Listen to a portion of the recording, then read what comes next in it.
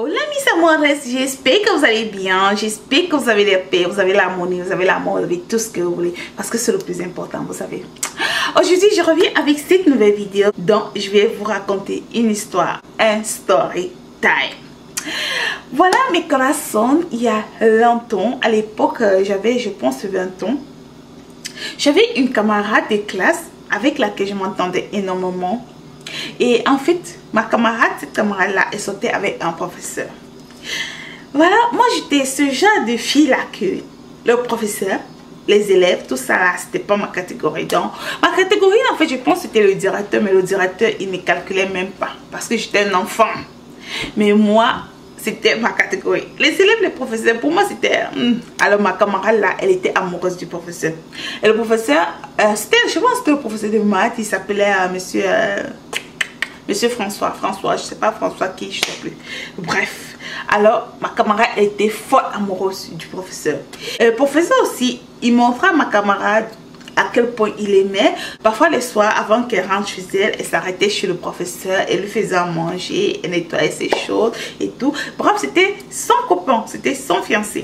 Je voyais vraiment ma camarade épanouie. Vous voyez, quand la fille elle est amoureuse là, tout, même sur le visage là, on voit ça, on voit l'amour même sur le visage. Tu souris pour rien en fait. Tu deviens comme la vache qui rit, tu souris pour rien.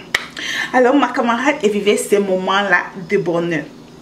Un soir, je suis à la maison, je la vois venir en pleurant. Je lui dis, mais pourquoi tu pleures? Qu'est-ce qu'il y a? Elle me dit, Amor, c'est qu'il m'a fait. Qui t'a fait quoi? C'est François. Qu'est-ce que François t'a fait? Elle me dit, tu sais, j'étais chez lui, j'ai fini de nettoyer, j'ai fini de cuisiner, j'ai fini de laver ses choses. Maintenant que j'étais en train de regarder la télé, on voit par la porte. Quand je peux ouvrir, c'est une fille. Et après, quand la fille me demande qu'elle veut parler à François, et quand je lui dis qu'elle est qui pour François, elle me dit qu'elle est la fiancée de François. Je dis, hein? Fiancée de François? Et elle me dit oui. Et après, je lui ai dit non, que c'est moi la fiancée de François. Et la fille a dit que c'est elle la fiancée de François. Elle a appelé François, François est venu et elle a demandé à François qui est la fille. Et la fille aussi a demandé à François qui est elle est. Et François lui a dit à ma camarade qu'il est vraiment désolé que la fille c'est sa fiancée. Elle ne vit pas là, elle étudie ailleurs, mais que ça fait longtemps qu'ils sont ensemble. Et c'est ce que François dit à ma camarade. Alors, si la fille c'est ta fiancée, ma camarade elle est qui pour toi? Ma camarade, je vous jure, elle pleurait. La fille, elle avait mal. Elle était triste. Ah, l'amour, c'est quelque chose, quoi. L'amour, c'est quelque chose. Et j'étais là, je réfléchissais. Je me demandais, mais qu'est-ce qu'on peut faire à ce garçon? Moi, j'ai toujours voulu être avocat défenseur des femmes. J'ai toujours voulu défendre seulement les femmes contre les hommes. Mais malheureusement, mes parents n'ont pas voulu que je fasse ce chemin-là. Mais ça, c'était vraiment un truc que j'aurais voulu faire. Être avocat défenseur. Juste des femmes contre les hommes. Alors, je réfléchissais, je me disais, mais qu'est-ce que nous pouvons faire à cet homme-là pour se venger? Premièrement, il a perdu ton temps. Il s'est moqué de toi. Il a utilisé ton esprit. Il a utilisé ton corps. Il a utilisé tes sentiments. Et il te jette comme ça. Les hommes là, vous êtes mauvais. Il t'a utilisé parce que tu partais chez lui, tu préparais, tu cuisinais pour lui, tu lavais ses trucs. Il a utilisé ton sentiment parce que tu l'aimais et lui ne t'aimait pas. Il a utilisé ton esprit parce que chaque fois que tu pensais à lui. Il a utilisé ton corps parce qu'il montait sur toi. Je me suis dit, il faut qu'on trouve quelque chose qui va lui faire mal. J'ai dit à ma camarade, nous allons acheter une nouvelle puce.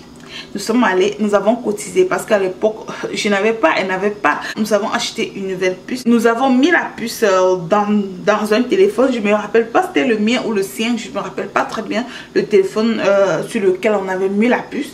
Mais comme nous n'étions pas encore une grande fille qui connaît des grands milieux et tout, il fallait qu'on ait certaines informations. Alors nous sommes allés auprès de ma tante qui était un peu plus âgée, qui était pas tellement, juste un peu plus âgée que nous. Et nous l'avons demandé des grands restaurants, des grands vins et des grands menus dans les restaurants. Ma tante nous a donné ces 3 trucs-là. Alors du coup, j'ai pris le numéro de François et je l'ai appelé. Bonjour François. Il dit bonjour. Je dis comment tu vas? Il dit ça va. Je dis bah, je te dérange là. Il dit oui un peu. Je dis ok, je vais raccrocher alors, je suis désolée. Il dit non ça va. Je dis ok, je t'appelle parce que je suis arrivée il y a 2 jours et du coup je ne retrouvais pas ton numéro de téléphone, mais là je l'ai retrouvé et j'aimerais vraiment qu'on se rencontre si ça ne te dérange pas. Il me dit c'est qui? Je dis ben tu te rappelles pas de moi? Il dit non. Je dis ben c'est moi Nathalie. Il dit Nathalie. Je dis ben oui, on se rencontrait l'été dernier dans le bus qui nous transportait de j'ai donné une ville à l'autre quoi. Tu te rappelles pas vraiment? Il dit non. J'ai dit ben, je suis vraiment désolée, pourtant moi je suis rentrée durant tout ce temps, je t'ai pas appelé parce que j'avais un copain et ben je suis pas le genre de fille qui trompe son copain, voilà pourquoi je t'ai pas appelé. Mais du coup ça fait quelque temps je me suis séparée de mon copain et puis j'ai dit bah comme je vais venir en Afrique, je vais t'appeler et j'aimerais qu'on puisse mieux faire connaissance. Il a oublié qu'il avait une fiancée. Il me dit ok d'accord, il n'y a pas de problème. Et on va se retrouver aujourd'hui dans le grand restaurant hôtel que ma tante m'avait dit. Je lui dis voilà, hier je connais pas très bien la ville, mais hier j'ai dîné dans un restaurant. J'ai bien aimé le service. Donc j'aimerais qu'on se retrouve là-bas à 19h. François il dit à 19h. Je dis oui à 19h si ça ne te dérange pas. Ça te dérange? Il dit non. Je lui dis ok, dans ce cas on se retrouve dans ce restaurant à 19h. 18h45.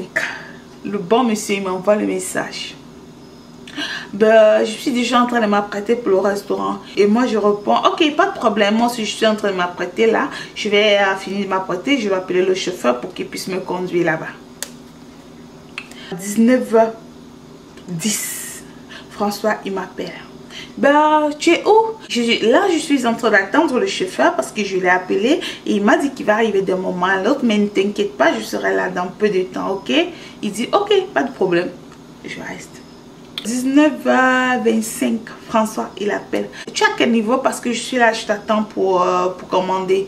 Je lui dis non, pas du tout, ne m'attends pas. Il fait commander, commande tout ce que tu veux, ne t'inquiète pas pour l'addition, je vais gérer. Commande tout ce que tu veux, mais s'il te plaît, moi j'aimerais que tu me commandes telle chose. J'ai donné un menu cher, le menu que ma tante m'avait donné. J'ai dit j'aimerais que tu me commandes telle chose, tu me prends tel vin, le vin que ma tante m'avait dit. J'ai vraiment faim, je me retrouver tout près. J'ai pas vraiment mangé depuis le matin, j'avais décidé de manger à ta compagnie. Je sais que j'aurai plus d'appétit près de toi, n'est-ce pas?